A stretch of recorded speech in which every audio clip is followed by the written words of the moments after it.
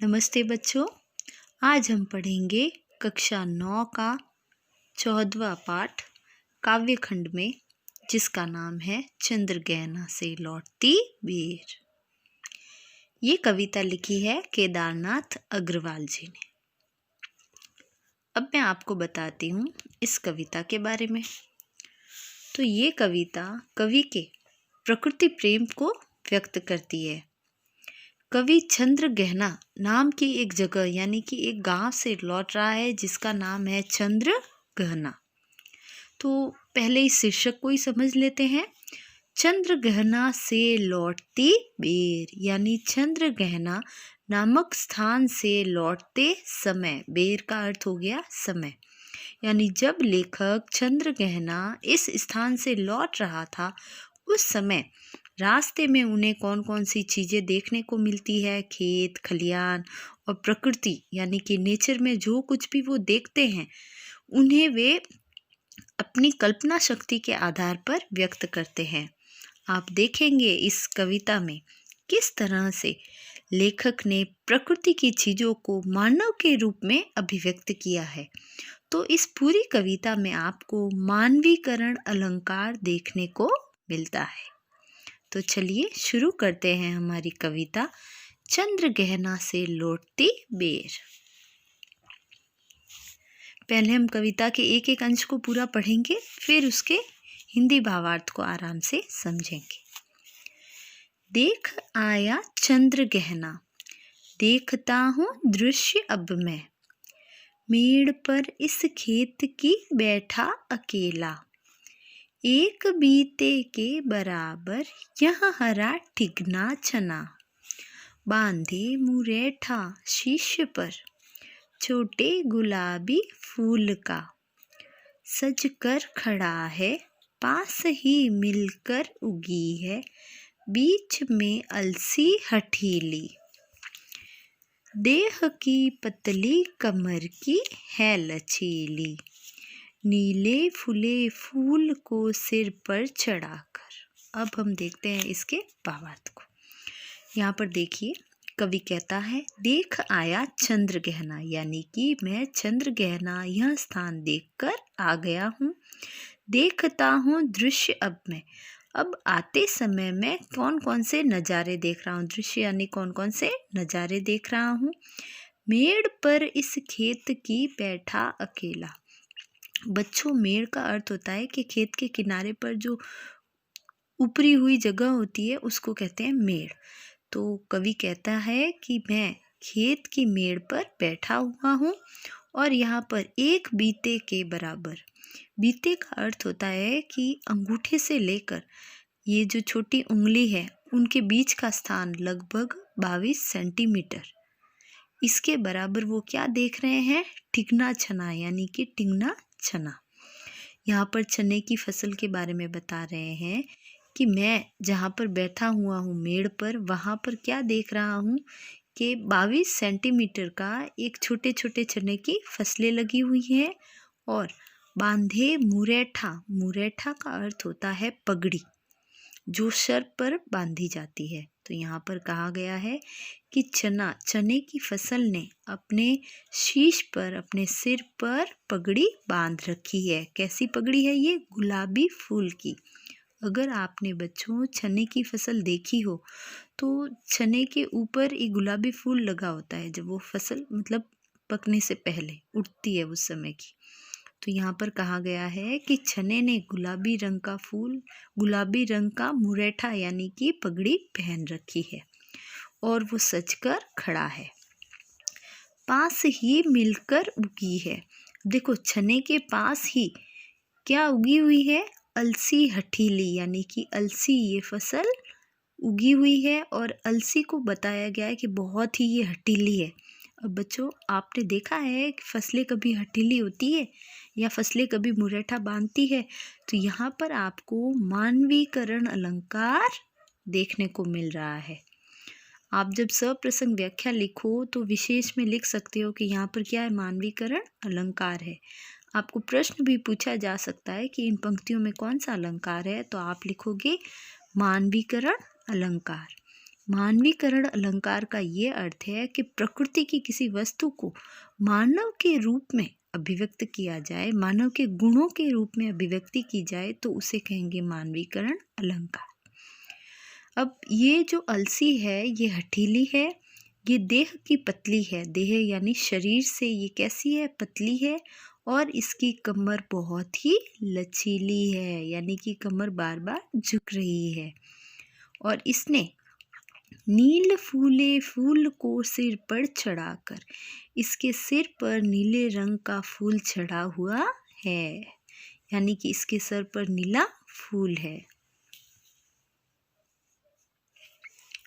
आगे कवि कहते हैं, अलसी कह रही है जो छुए यहाँ दू हृदय का दान उसको।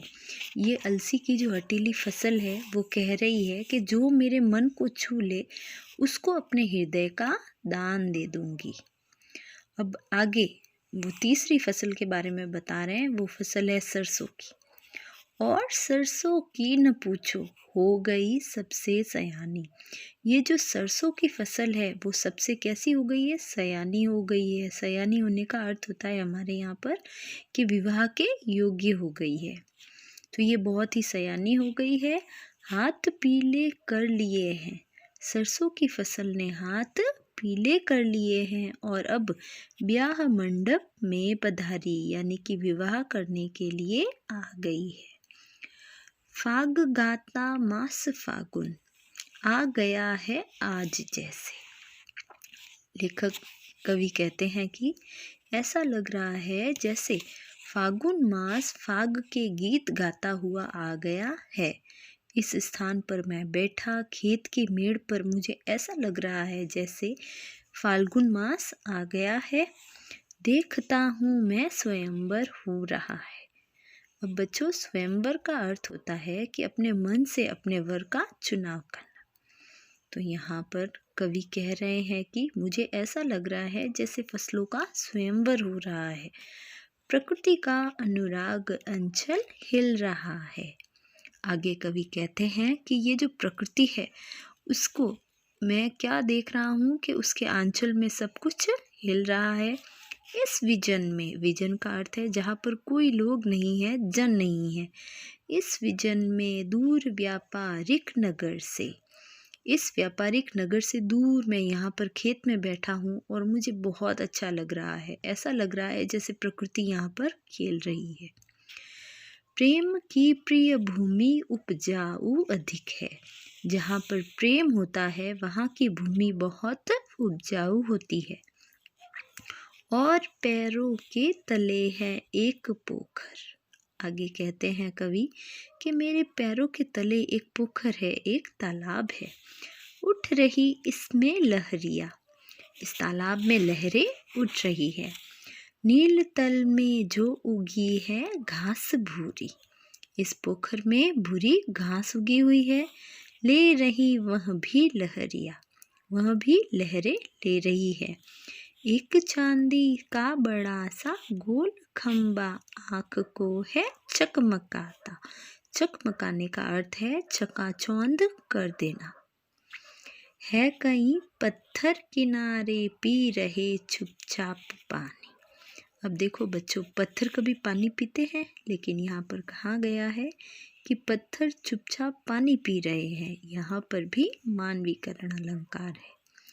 प्यास जाने कब बुझेगी, इन पत्थरों की प्यास कब बुझेगी, ये कवि कह रहे हैं। चुप खड़ा बगुला डुबाए टांग जल में। अब देखिए यहाँ पर आप देख रहे हो साइड में एक बगुले की तस्वीर दी हुई है। ये चुपचाप अपनी टांग को जल में डुबाए हुए खड़ा है। देखते ही मीन चंचल, मीन का अर्थ होता है मछली। जैसे ही ये मछली को देखता है, चंचल मछली को देखता है, मीन यानी मछली, फिश, ये चंचल मछली को देखता है तो ध्यान निद्रा त्यागता है। तो उसकी जो ध्यान मुद्रा होती है वह त्याग कर लेता है और फिर क्या करता है, ध्यान मुद्रा को त्याग कर वह चट दबाकर चोंच में नीचे गले के डालता है। वो बगुला झट से उस मछली को, जो चंचल मछली है, उसको अपनी चोंच में डालकर गले में उतार देता है। एक काले माथ वाली चतुर चिड़िया, श्वेत पंखों के झपाटे मार फौरन। आगे वे कहते हैं कि एक काले माथे वाली चतुर चिड़िया क्या करती है, अपने सफ़ेद पंखों का झपट्टे मारकर टूट पड़ती है भरे जल के हृदय पर। वो जल में टूट पड़ती है। एक उजली चटुल मछली, वह क्या करती है, जो चतुर मछली है, उसको चोंच पीली में दबाकर, अपनी पीली चोंच में दबाकर दूर उड़ जाती है गगन में। और यहीं से, इसी स्थान से भूमि ऊंची है जहाँ से। आगे कवि कहते हैं कि इसी स्थान के पास थोड़ी सी ऊंची भूमि है और वहाँ पर रेल की पटरी लगी हुई है। अब कोई ट्रेन यहाँ आने वाली नहीं है, ट्रेन का टाइम नहीं है।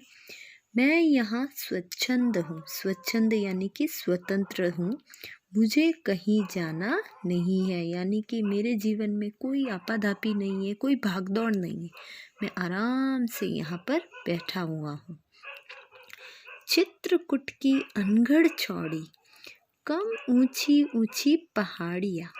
वे उस स्थान के बारे में कहते हुए कहते हैं कि चित्रकूट की ये जो अनगढ़ चौड़ी और कम ऊंची ऊंची पहाड़ियाँ हैं, ये दूर दिशाओं तक फैली हुई है बांझ भूमि पर। और यहाँ की जो भूमि है, इन पहाड़ियों की जो भूमि है, वो बांझ भूमि है, यानी कि यहाँ पर फसलें नहीं होती। इधर उधर रीवा के पेड़, और इधर उधर रीवा के पेड़ लगे हुए हैं। ये रीवा बबूल के जैसे पेड़ होते हैं। ये कांटेदार कुरूप खड़े हैं, यानी कि इनके रूप अच्छे नहीं हैं और ये बहुत ही कांटेदार है। सुन पड़ता है, और यहाँ पर मैं क्या सुन रहा हूँ, कवि कहते हैं कि मैं यहाँ सुन रहा हूँ मीठा मीठा रस टपकता। यहाँ पर मीठा मीठा रस टपकाने वाला स्वर सुन रहा हूँ। वो स्वर है सुग्गे का स्वर, टें टें टें टें।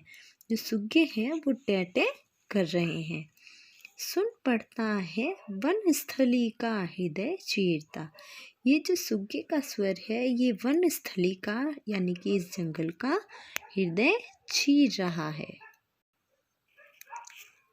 उठता गिरता सारस का स्वर।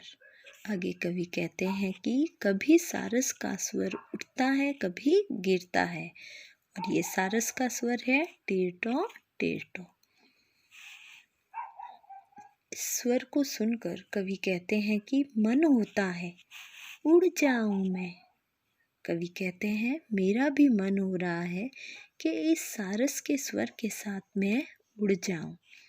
पर फैलाए सारस के संग, पर यानी पंख, मैं अपने पंखों को फैलाकर सारस के साथ उड़ जाऊं जहाँ जुगल जोड़ी रहती है। जुगल का अर्थ होता है युगल जोड़ी। जहाँ पर युगल जोड़ी रहती है, वहाँ पर मैं हरे खेत में उड़ जाऊं सारस के साथ, सारस की जोड़ी के साथ। सच्ची प्रेम कहानी